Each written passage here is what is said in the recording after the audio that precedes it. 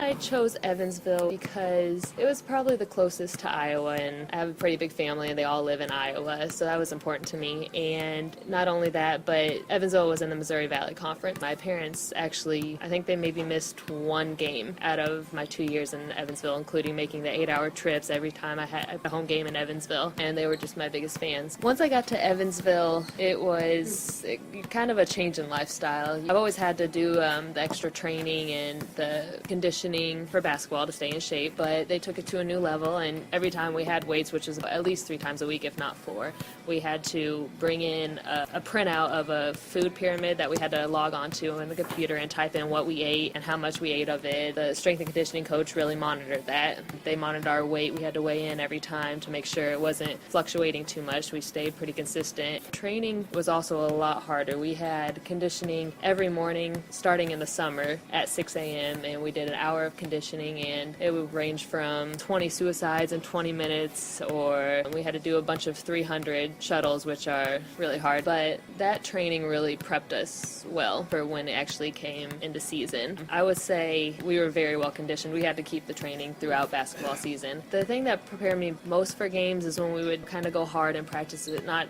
necessarily do as much as just the running, but do a lot of stuff with the ball, drills. Basketball was the best shape that I've been in my life, so I try to stick with those workouts. As for food, I don't eat the healthiest, but I try to kind of keep the same diet as I had during basketball. Our strength and conditioning coach preached about, fruits and veggies and treat your body like a temple. So I try to still do that, but it gets harder. There's not someone there pushing you. I'm really dependent on myself to make good choices. I'm pretty happy with who I am, and I feel good about myself, and I think that's the most important thing. If I feel good and I feel healthy, that's what matters to me.